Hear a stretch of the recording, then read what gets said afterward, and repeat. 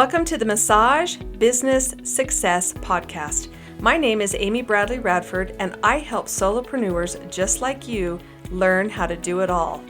I teach you how to earn $60,000 a year or more at the table, while also providing you with the continuing education you need to be successful without burning yourself out.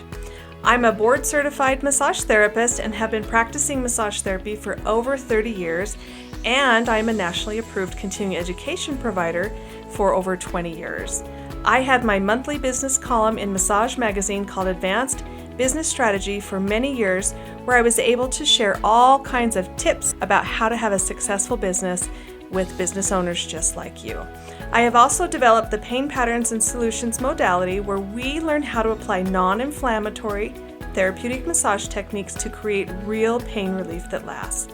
Now, if you're ready to help your clients and make money at the same time, let's dive in.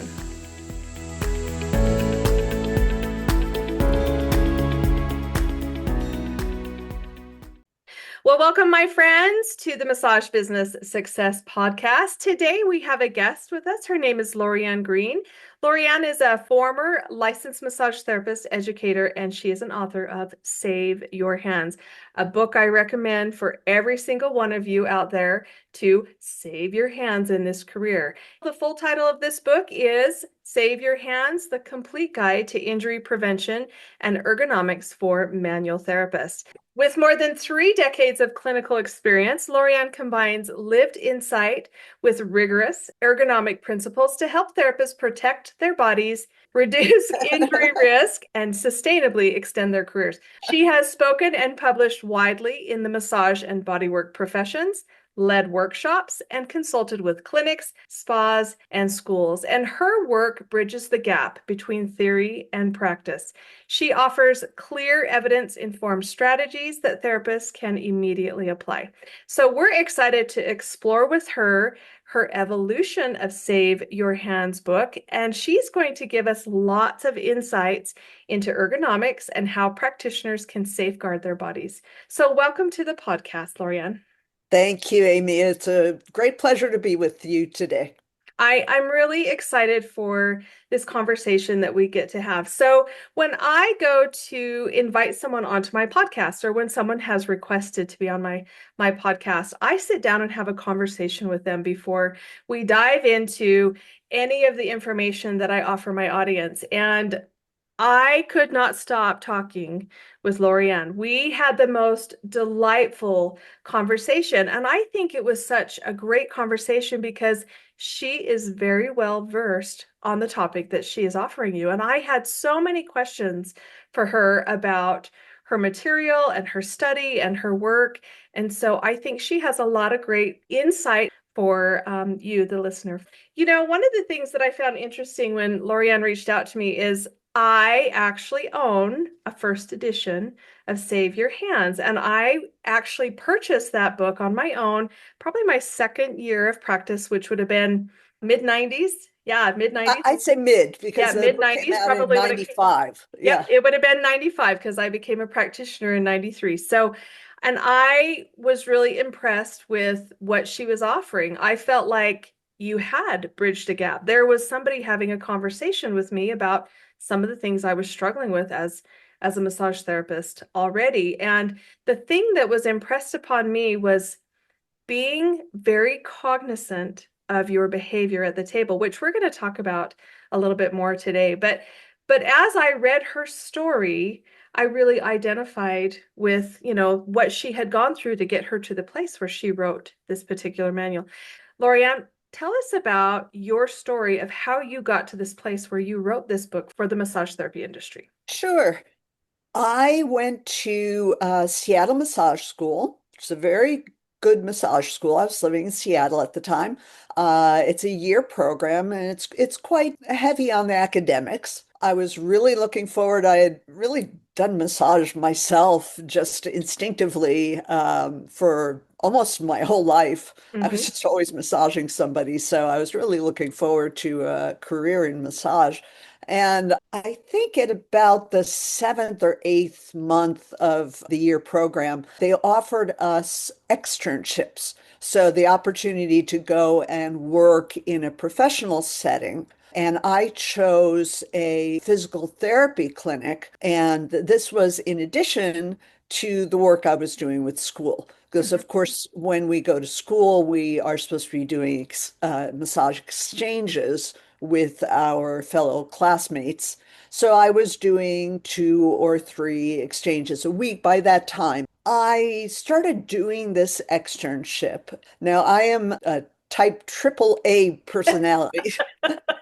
So very much a perfectionist. And so, of course, I wanted to do the best job I could possibly do, especially because it was in a professional setting. The problem is, though, that I went from doing 2 or 3 exchanges to a very pressured situation where, I was expected to give a good massage and to do what the physical therapist asked me to do. And suddenly I went from doing 2 to 3 a week to doing 7 to 10 massages a week and under a lot more pressure. And the pressure is an important point. I started noticing after a couple of weeks, I think the whole thing was a month. Mhm. But I think in the second week, I started noticing that the ulnar side of my wrists on both hands was starting to hurt when I massaged. And I thought to myself, well, this doesn't feel good, but I guess it's normal. And so I went to my teacher. And remember, this was at a time when nobody was talking about injury. Nobody had awareness of injury in the massage field, and nobody talked about it.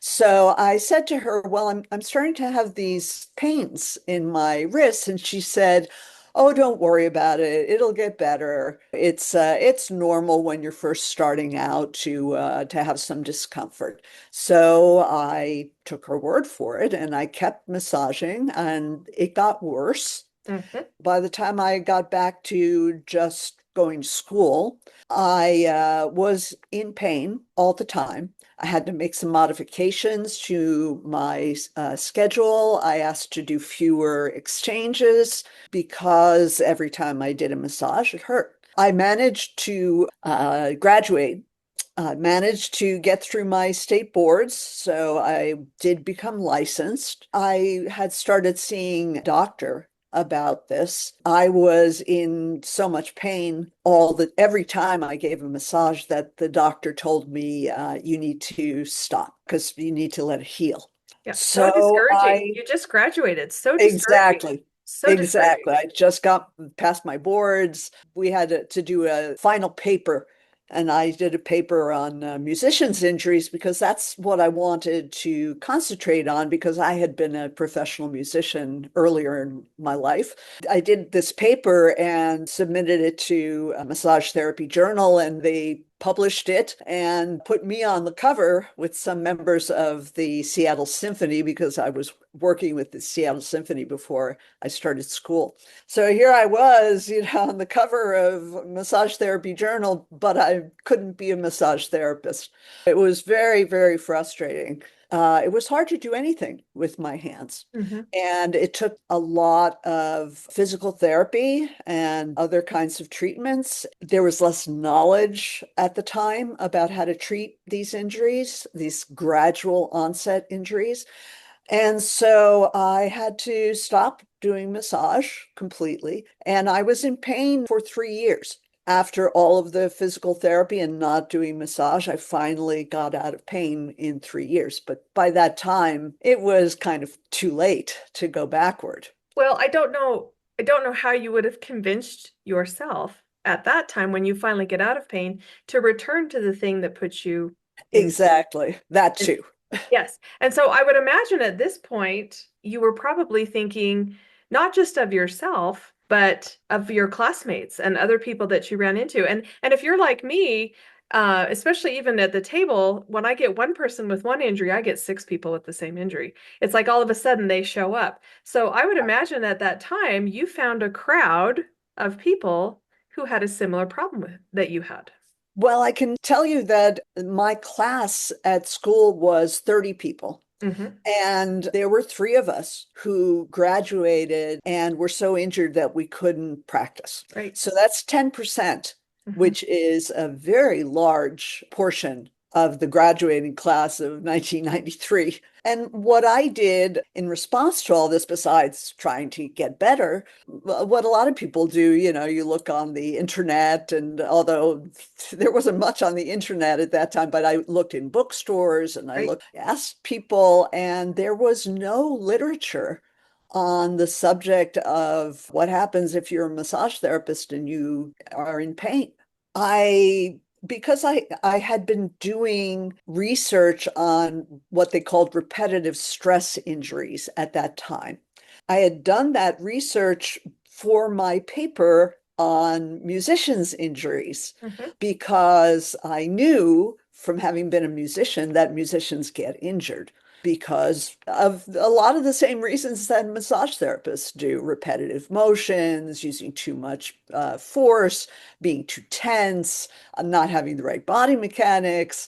And it's a lot of the same things. In that subject, there was a fair amount of literature already.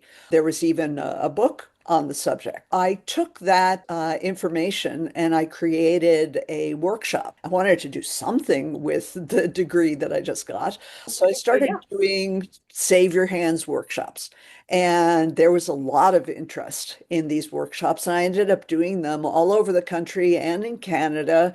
So I was flying all over the place, and people really getting a lot out of it. A lot of schools, a lot of state associations, provincial associations in Canada. So I did that while I was treating my injury. I did it so much. I mean, it was hundreds of therapists, and of course, I learned a lot from them, from their experiences. So I had anecdotal evidence Hmm. and information. I realized, or somebody suggested to me, "Well, why don't you write a book? You're doing this, all day workshop. Why don't you write a book?" And I thought to myself, well, why don't I write a book? And the book came out, and frankly, it sold like hotcakes. I mean, we sold 15,000 books in the first 6 months. So for a small book on a subject that, didn't even exist, I mean, that's a lot of books, That's because there was a lot of therapists that were looking for the same answer that you were looking for. I know. which means that there were a lot of therapists who were getting injured. Injured. I know. I bought the Right. book. Right. And I had shin splints Um, in my arm. That's why I bought your book is I was a deep tissue therapist, and 2 years uh, into practicing deep tissue, I literally was diagnosed with shin splints, arm splints. arms, I didn't know you could have that in the I didn't know arms. you could get them either, but it's the Yeah. same concept. And so Sure. I actually A purchased lot of your book. micro tearing. Yep, Yeah. looking for an answer to provide longevity for my career. Mhm. Good. And I hope that it was helpful to you. Here we are 32 years later. Good job, Laurianne. Good. I'm glad. So yeah, so that's how I became sort of known in the massage therapy world. At first, frankly, there was a lot of resistance, especially from massage schools. Because, of course, massage schools don't want somebody telling massage therapists, well, there is, a possibility you're going to get injured by doing this. Or the inevitability sometimes. Yeah, Yeah, they don't want to shoot themselves in their own foot by teaching you exactly. and then hey, you might get injured or you have 50% chance of getting. Now I can see exactly where they were coming from. 70%. Yeah. Yeah. But it got to the point where there had been so many books sold that it's like the cat was out of the bag. Yeah. So then the schools realized that they needed to address this more than they were doing.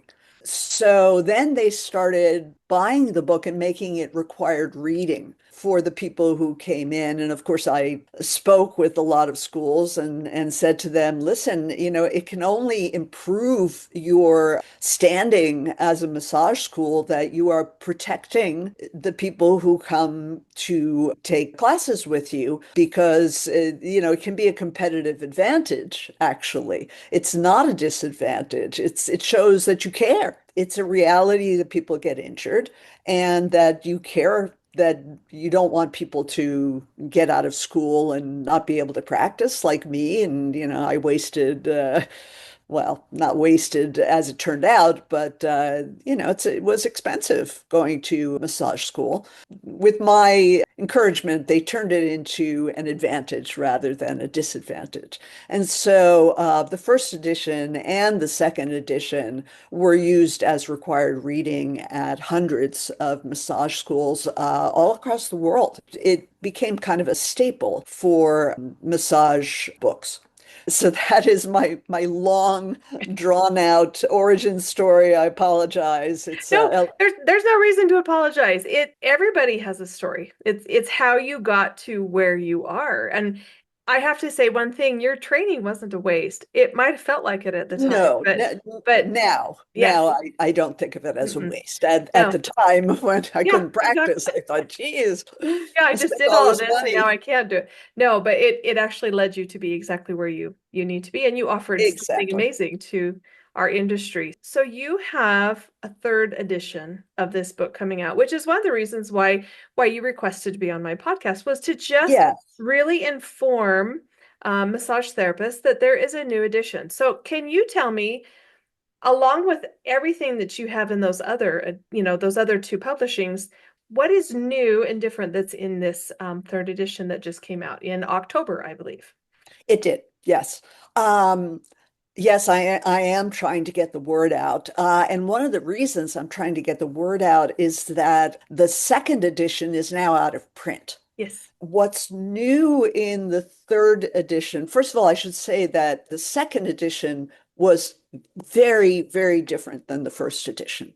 I teamed up with Rick Goggins, who is a certified professional ergonomist, but he's also a licensed massage practitioner. So he had a unique view of all of this. And so that's when we added, the first book was Save Your Hands, Injury Prevention for Massage Therapists. So by adding ergonomics and encouragement from a lot of people in the medical community that this is a book that has information that can be applied to occupational therapists, physical therapists, and doctors of chiropractic and doctors of osteopathy, and really anybody who does any kind of manual treatment, that we should make it, instead of for massage therapists, make it for manual therapists. So certainly it has a very big emphasis on massage. Mhm. But it is information that can be used by these other professionals. So we wanted to expand the reach of the book. And then I also had a doctor of physical therapy who created a physical conditioning program, particularly for manual therapists. And so all of that remains in the book, but I brought it up to date based on more recent studies that have been done and more recent thinking about musculoskeletal disorders, which is what we now call it. We no longer talk about repetitive stress injuries because repetition is not always the cause of injury. It's one of the risk factors, but it's not always the cause. Yes, that's a conversation I've had in my advanced pain management classes of, if it was a repetitive motion syndrome, we would all have it. So Yes, exactly. there has to be other factors that create it for that person. Otherwise, Everybody would have it based on the fact that we've repeated it. So yes, I agree with you. I just had to plug that little bit in. So yeah. No, I'm glad you did, because you're right. That was Emil Pasquarelli. He wrote the first book on this subject of musculoskeletal disorders, and he coined the term repetitive stress injuries. But yes, we no longer use that term. It's musculoskeletal disorders, and there's all kinds of them. And repetitive motion is just one of many risk factors Mhm. for injury. So in the third edition, some of the things that I've added, first of all, I wanted to make it even easier to read and even more accessible. So I just went through and cleaned it up just so to make it as accessible as possible.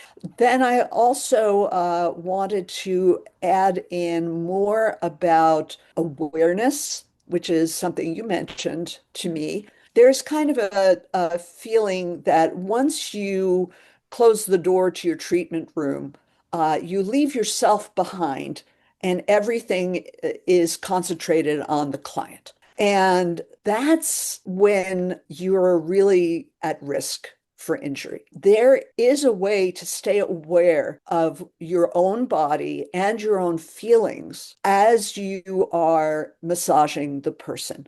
It's also a more emotionally healthy approach because we should never give everything we have and empty ourselves to anyone in any relationship. We always have to be taking care of ourselves at the same time that we're in a relationship. And for that hour or hour and a half while you're doing a massage, you're in a relationship with the client.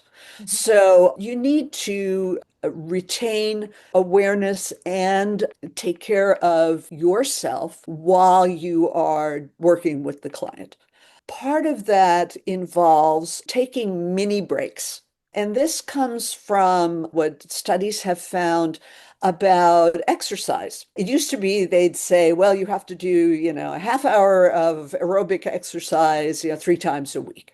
And now they say instead of doing a half an hour all at once, you can take 10 minutes in the morning and 10 minutes in the afternoon and 10 minutes in the evening, and it accomplishes the same thing. You can break up your effort, and there is even an advantage in doing that because it gives the body some time to recuperate in between. There are lots of ways to take mini breaks during your massage. I know we were all taught that you have to have your hands on the client at every moment. I think the profession is getting away from that. Finally, I think it's very, very hard to do. And I think the client sometimes needs a little break. Mhm.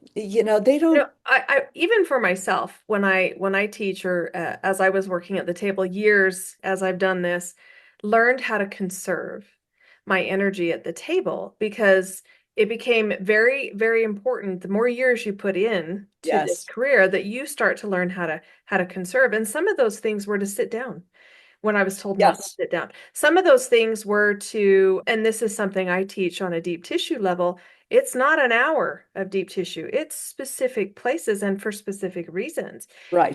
It's changing, what you're bringing to awareness on all levels is Yes, literally how we think and how that transfers into how it impacts our muscles and our bones and because our body is our tool at the table and how you actually take better care of that tool in little ways that compound over time, which is the same reason you get injured, little ways that you don't pay attention that compound over time. So it's stopping that runaway train and turning it around and going in the opposite direction, but awareness. And this is where I've been impressed with everything that you and I have talked about and what I read in your first book was the awareness piece of this. And so I'd love to hop to some of this awareness because I think that is the biggest takeaway that you're going to offer in this new book, this new edition. But even to the listeners right now, is sure. what is the awareness that you have? And you've just mentioned one, taking mini breaks. I'm going to add to it and say I've met a lot of therapists that want to just get their day out of the way and they book 4 massages and never take a break. Yes, yes, Well, while yes, you might have more time at the end of the day, you haven't rested in between exactly. sessions and given yourself nourishment, water, breaks. That is a whole nother aspect as well. Right. Go Inside out and the see massage the room, sun for a minute. yeah, or just do 2 massages and go do something else for a couple hours and come back and do 2 more. There are those options as well. Now, granted, self-employed, yes, employed for somebody a little different, but Unfortunately, that's yes. another statement. So, but you can actually start looking at what's impacting you, how you feel about those Yes, things. And yes, that's what I think we should talk about next is so yes. what are some of the and you get heavy into the emotional component, the emotional side of this. There are thoughts that go through our brain when we're at that table Yes, that we should listen to that we don't. yes. So, what are some of the mindfulness things? What are some of the strategies? What are some of the injury prevention tools and techniques you're teaching people? As you say, awareness is very important. And it actually, the people who manage to have careers for 32 years, like you have, that those are the people who they're doing a number of different things.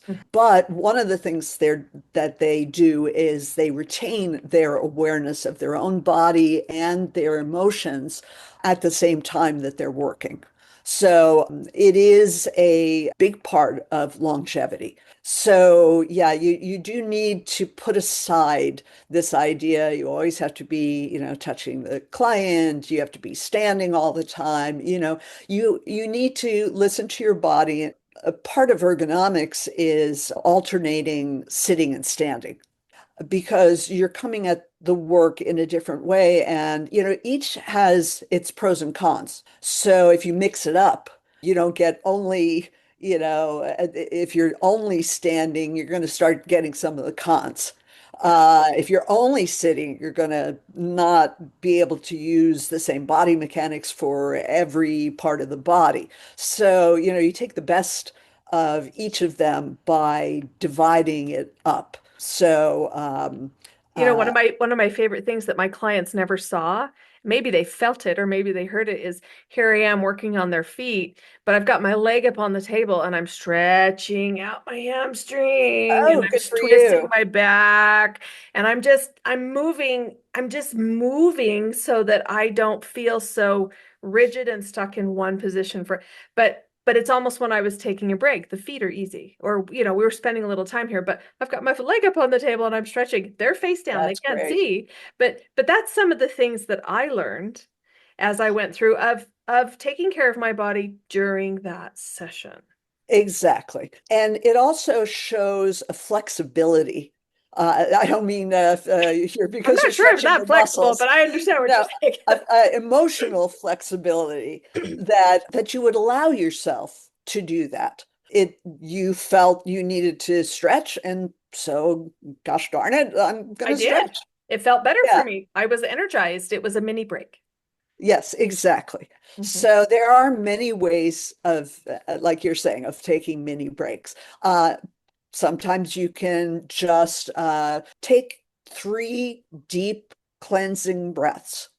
You can even do it with your client if you'd like, because breathing, and that's a whole new section that I have in the book, breathing and concentrating on your breath, which is part of mindfulness-based stress reduction. It's good for you and it's good for your client. The thing that it does is people tend to get tense Mhm. as they massage.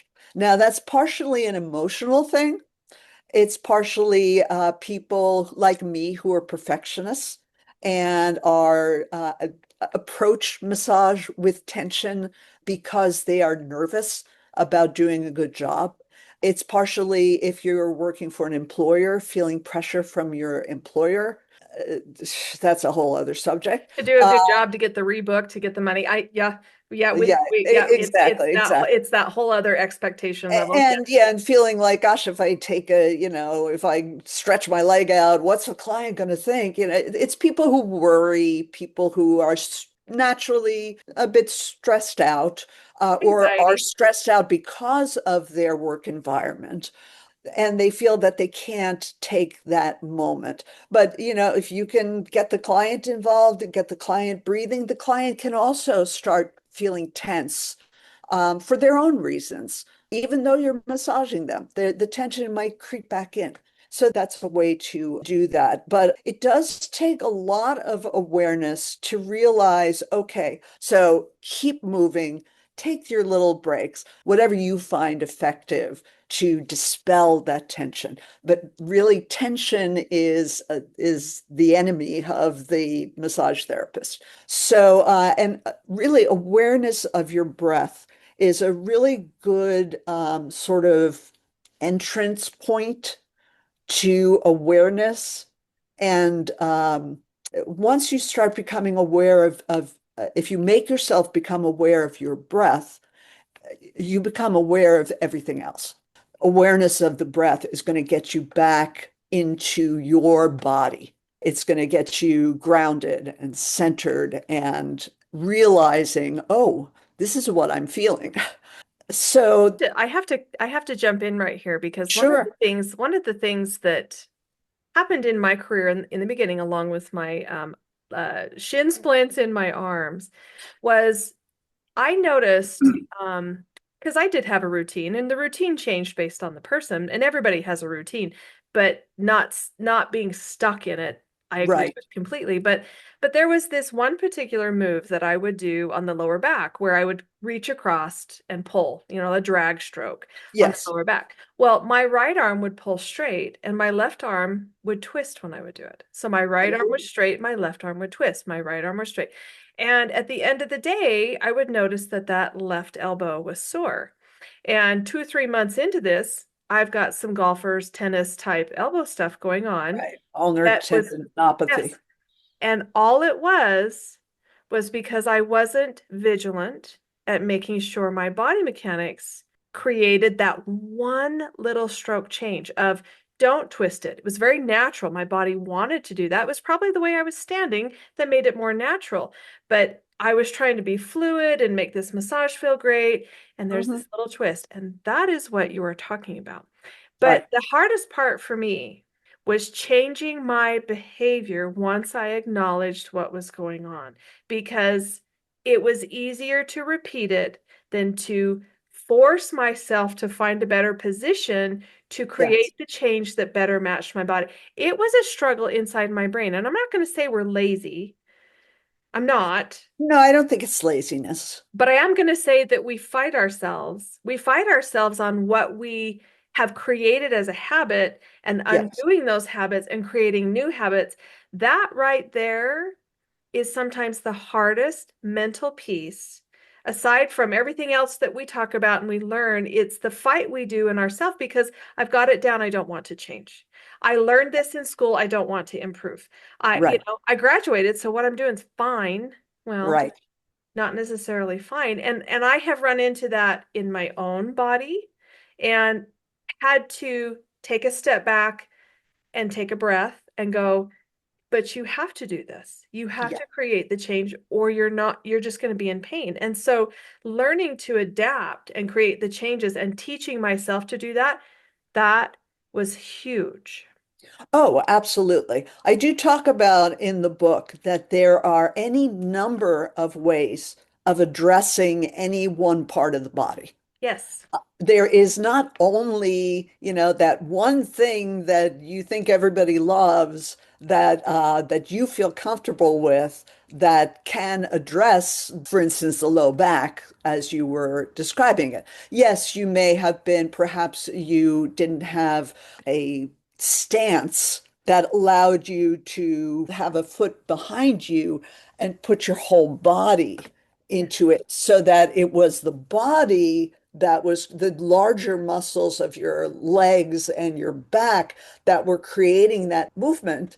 And the arms can actually stay still and get into the muscle and then pull back with your entire body. Now, that would be better body mechanics, Yes.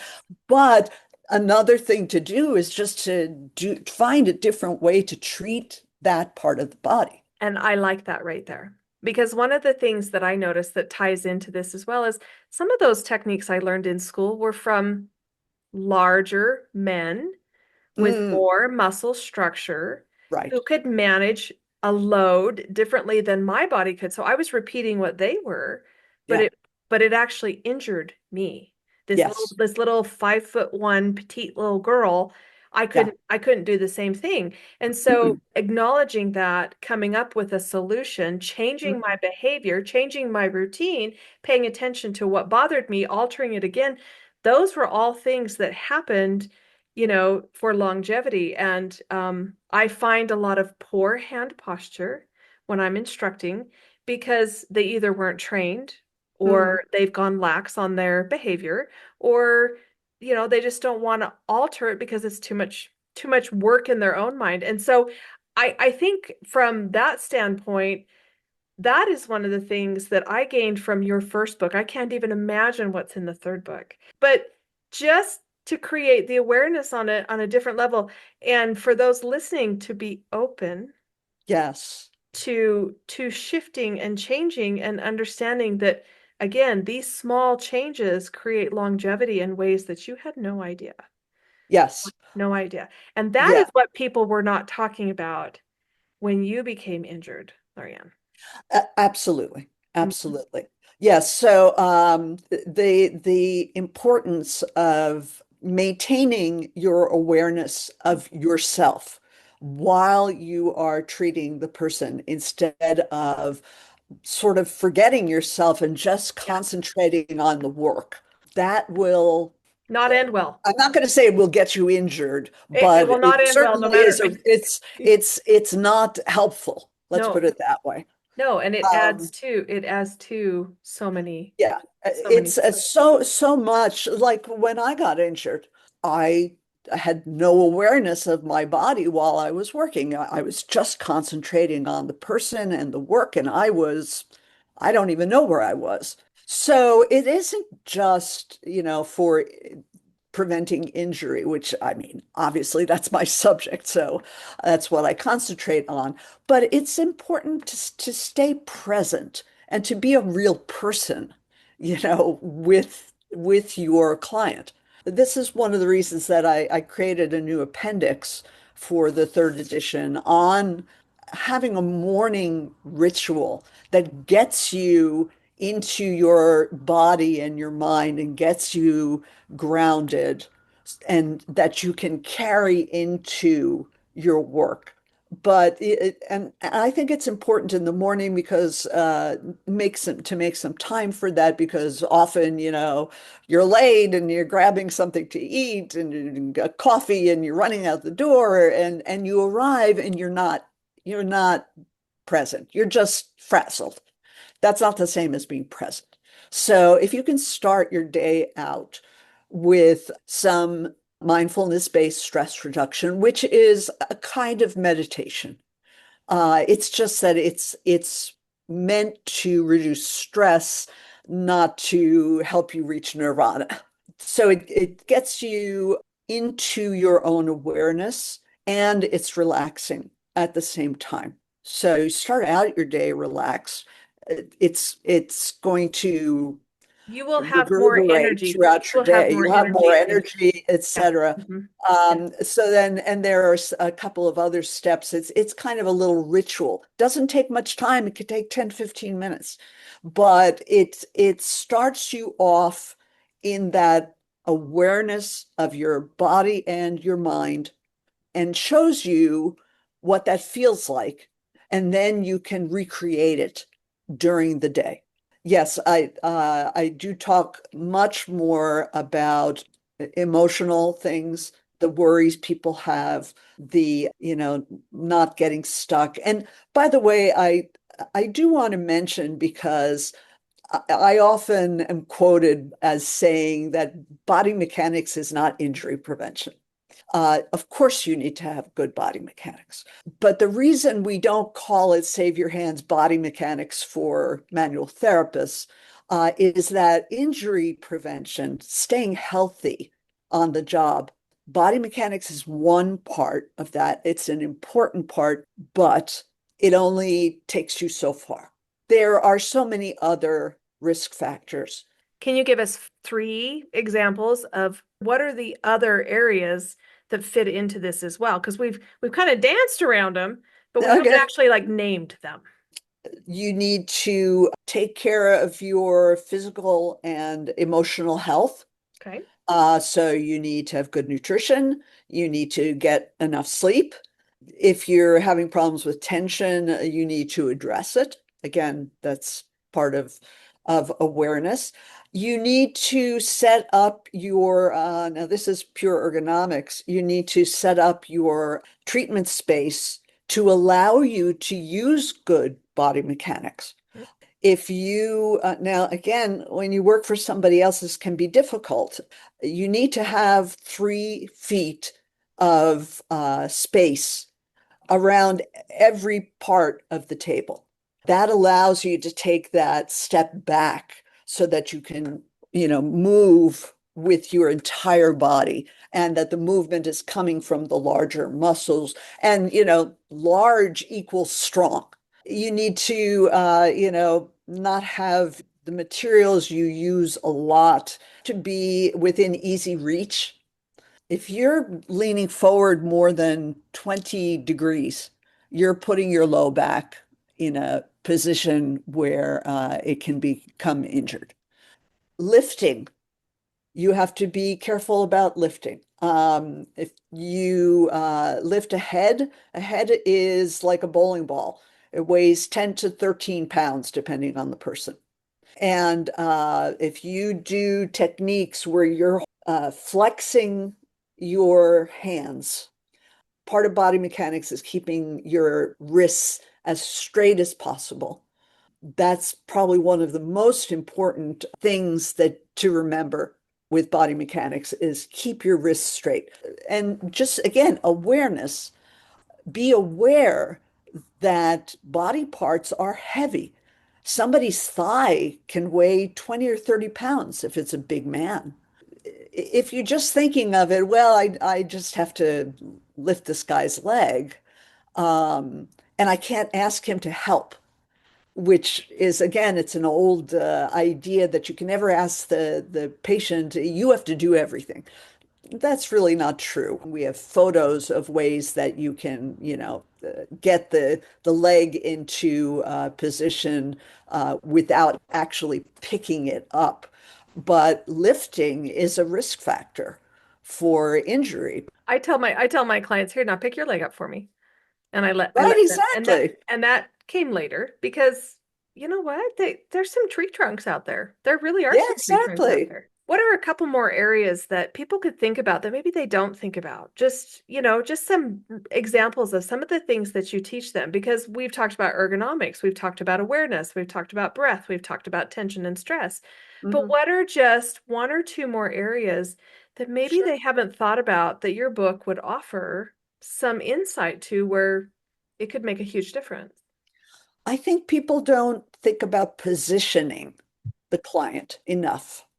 I think they are afraid, just like you were saying, now you ask the person to lift their leg. Mhm. I think they basically feel like they have to do half the massage supine and half the massage prone, and they're not always using the most adaptive techniques. For example, there are people who will put their hands under somebody's torso, put their Oh my entire gosh, that arm. was actually going through my brain. I'm like, hey, Yeah, at one time they taught me to do that stroke and it killed I my know. I wrist. learned that in school.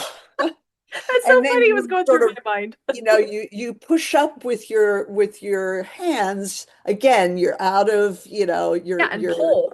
you're not in an ergonomically correct position and you pull. Now Mhm. you can pull with your whole body, but you're pressing up with your fingers. Yeah. That puts a tremendous amount of stress on your fingers, on your wrists, on your forearm flexors. Why not do it prone when you have full access to the back? Yeah, that one got checked off my list early because it was Yeah, not I mean comfortable. That's a it's horrible stroke. For those it's of you who horrible. love that stroke out there, you can love that stroke. I'm just saying. Yeah. Yeah, well, yeah, I'm just saying too. A lot of people love that stroke. Mhm. And for the client, sure, I've had it done to me. It feels great.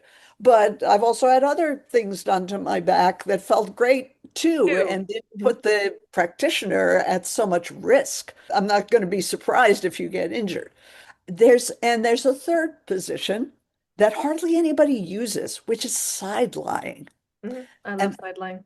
I think side lying is where it's at. Mhm. Mhm. Because it exposes a big expanse of the body.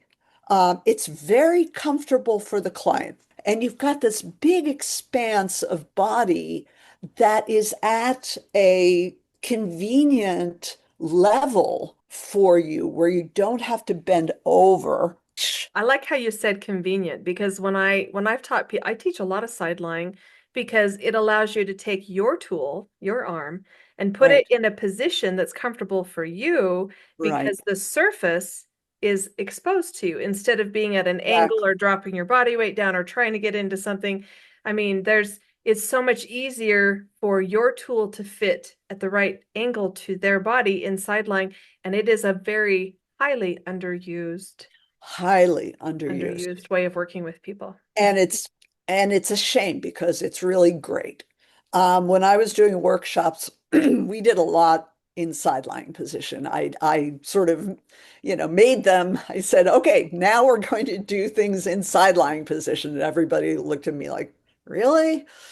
Again, it's Yes, that I don't want to change because I've already learned and graduated and I exactly. don't want to modify because I'm too comfortable. Anyways, Yeah. that's my It soapbox. also allows you to use your The forearms forearm. in a really effective way that Mhm. you can start at the top and work your way all the way down, to the knee.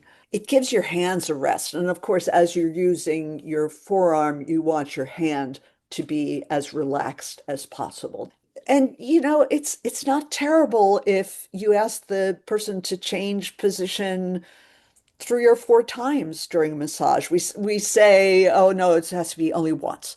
I just don't believe that. You have to do what is going to be most advantageous for you and is also good for the client. And like I said, I find that clients, once they get into the sideline position, you can almost hear them go, oh, Mhm. because it's so comfortable. I've been in this long enough that my clients aged with me.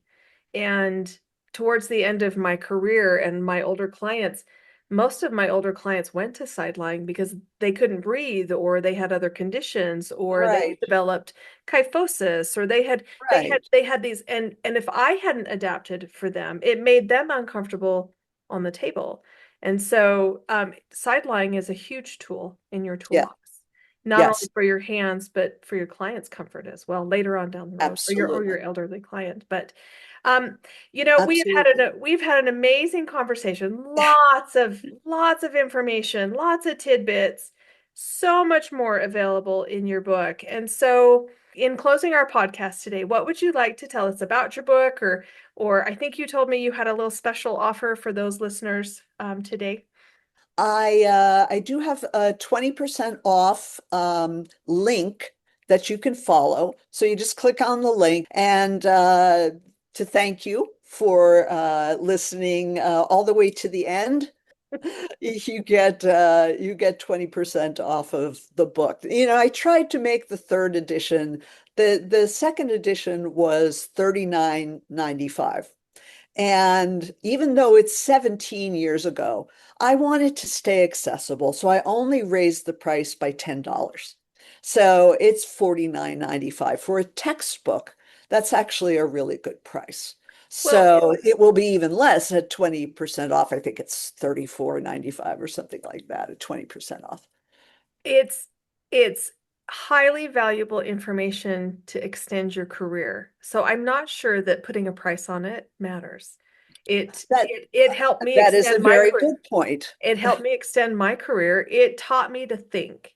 And if your work did one thing, it would be to feel and think. Really, Well, because that's what it I'm did for me. I'm thrilled to hear that. The goal is to have a long, healthy career. Just because injury happens, now that doesn't have to stop your career. Injury is not inevitable. You can have a long, healthy career. I mean, look at Amy. Mhm. Um, but And I you had need injury and I had to recover and I had to change.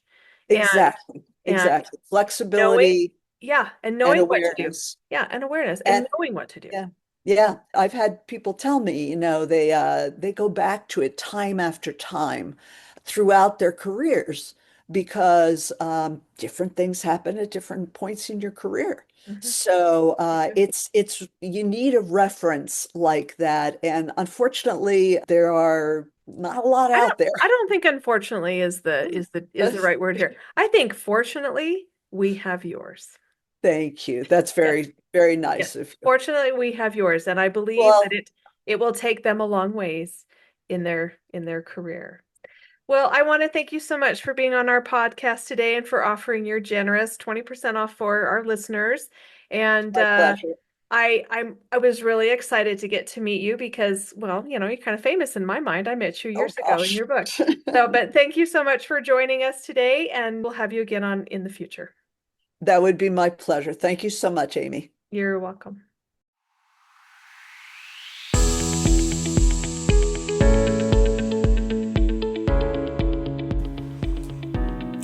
Thank you for listening. For more information about classes, products, or coaching, go to amybradleyradford.com. And if you've liked what you've heard, please subscribe and leave us a review.